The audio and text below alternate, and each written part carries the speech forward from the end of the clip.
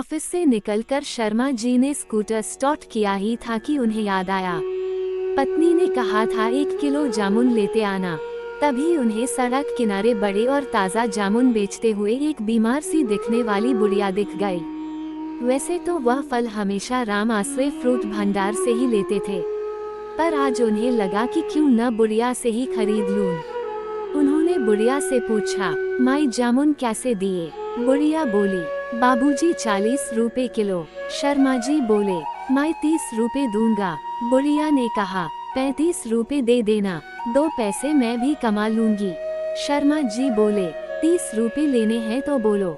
बुझे चेहरे से बुढ़िया ने न में गर्दन हिला दी। शर्मा जी बिना कुछ कहे चल पड़े और राम आश्रय फ्रूट भंडार पर आकर जामुन का भाव पूछा तो वह बोला 50 रुपए किलो हैं। बाबूजी कितने दूं? शर्मा जी बोले, 5 साल से फल तुमसे ही ले रहा हूँ, ठीक भाव लगाओ। तो उसने सामने लगे बोर्ड की ओर इशारा कर दिया। बोर्ड पर लिखा था, मोल भाव करने वाले माफ करें। शर्मा जी को उसका यह व्यवहार बहुत बुरा लगा। उन्होंने कुछ सोचकर स्कूटर को वापस ऑफिस की ओर मोड़ दिया। सोचते सोचते वह बुढ़िया के पास पहुंच गए। बुढ़िया ने उन्हें पहचान लिया और बोली, बाबूजी जामुन दे दूं, पर भाव 35 रुपए से कम नहीं लगाऊंगी। शर्मा जी ने मुस्कुराकर कहा, माई 1 नहीं 2 किलो दे दो और भाव की चिंता मत करो।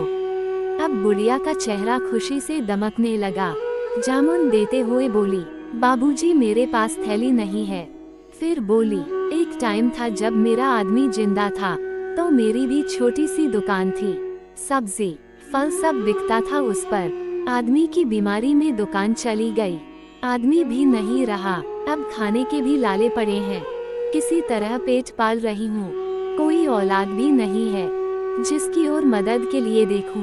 इतना कहते कहते बुढ़िया रुआंसी हो गई और उसकी आंखों में आंसू आ गए।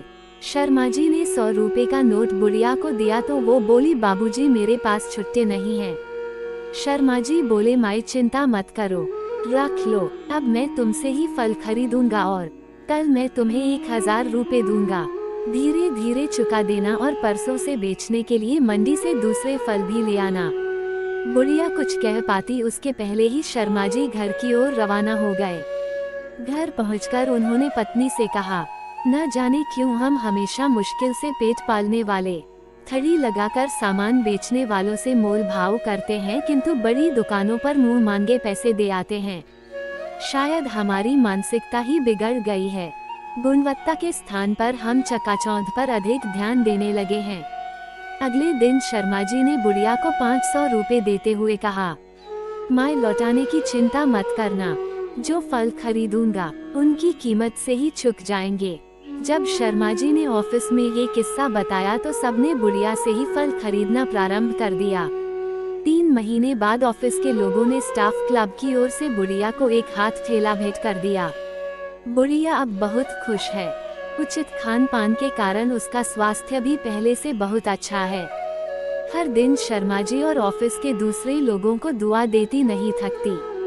शर्मा जी के मन में भी अपनी बदली सोच और एक असहाय निर्बल महिला की सहायता करने की संतुष्टि का भाव रहता है। जीवन में किसी बेसहारा की मदद करके देखो, अपनी पूरी जिंदगी में किए गए सभी कार्यों से ज्यादा संतोष मिलेगा।